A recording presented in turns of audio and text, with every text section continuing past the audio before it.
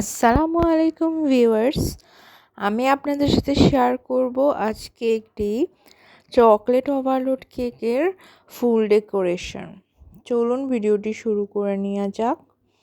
প্রথমেই আমি এখানে মিল্ক সুগার সিরাপ দিয়ে কেকটা ময়েস্ট করছি, অ্যান্ড তারপর আমি এখানে চকলেট হুইপ ক্রিমগুলো দিয়ে কেকটা কভার করছি। আমার কাছে হুইপ ক্রিমের মধ্যে সব থেকে ভালো লাগে হুইপ ক্রিমটা, তো আমি ওটাই ব্যবহার করার চেষ্টা করি। এবং হুইপ ক্রিম বাজারে আপনাদের কাছ থেকে 400 থেকে 450, এমনকি 500 টাকা পর্যন্ত নিয়ে থাকবে। দেখুন ভিডিওতে কি পরিমাণ চকলেট আমি এখানে ব্যবহার করেছি। গানাশ এবং চকলেট চিপস সব কিছু ভেতরে থাকবে, এবং এই কেকটা খেতে যে পরিমাণ মজা হয়েছিল।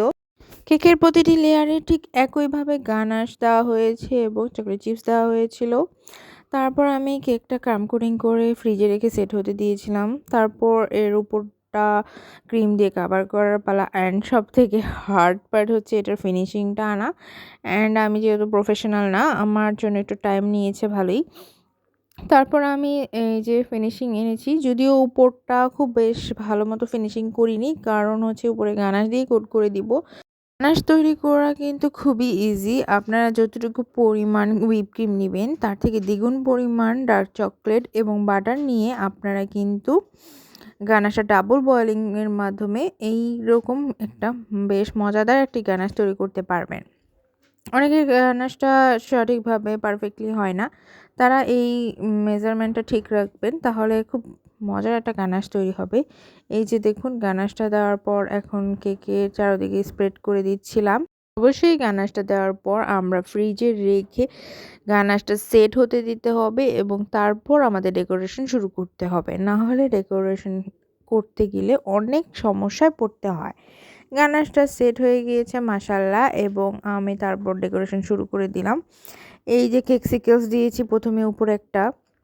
এই কেকসিকেলসের ভিডিওটা কিন্তু আমার চ্যানেলে অলরেডি দেওয়া আছে শর্টসে, তো দেখে নেবেন। খুব সহজে কিন্তু এরকম পারফেক্ট কেকসিকেলস তৈরি করতে পারবেন আপনারা। দেখতে কিন্তু খুবই এটা আকর্ষণীয় লাগে, মনে হয় যেন আইসক্রিম চকবারের মতো। তো এইটা খুব সহজেই তৈরি করা যায়। তারপর আমি কিন্তু উপরে টপারগুলো দেখছেন, এগুলাও খুব সহজে তৈরি করেছি। একটা টপারও ভাঙবে না এমনভাবে তৈরি করেছি। এইটার রেসিপিটাও আপনারা দেখতে পারবেন আমার চ্যানেলে, কিভাবে একদম পারফেক্টলি টপার তৈরি করা যায়।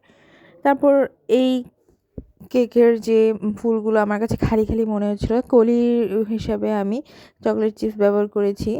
তারপর চকলেট চিপস দিয়ে পুরো কেকটা আমি একদম চকলেট ওভারলোড করে ফেলেছিলাম, অ্যান্ড কেকটা খেতে খুবই ভালো হয়েছিল। কার কাছে আমার এই কেকটা কেমন লেগেছে অবশ্যই জানাবেন, এবং যারা যারা আমার চ্যানেলে নতুন আছেন অবশ্যই সাবস্ক্রাইব করবেন। আমি প্রফেশনাল কেক মেকার না হয়েও টুকটাক জ্ঞান দিয়ে কোনোভাবে যে তৈরি করেছি, এই কেকটা আপনাদের কাছে কেমন লেগেছে অবশ্যই জানাবেন। ভিডিওটি ভালো লাগলে অবশ্যই লাইক করবেন, শেয়ার করবেন, এবং থ্যাঙ্কস ফর ওয়াচিং। এতক্ষণ ধরে ভিডিওটি দেখার জন্য আপনাদের সকলকে ধন্যবাদ জানাই।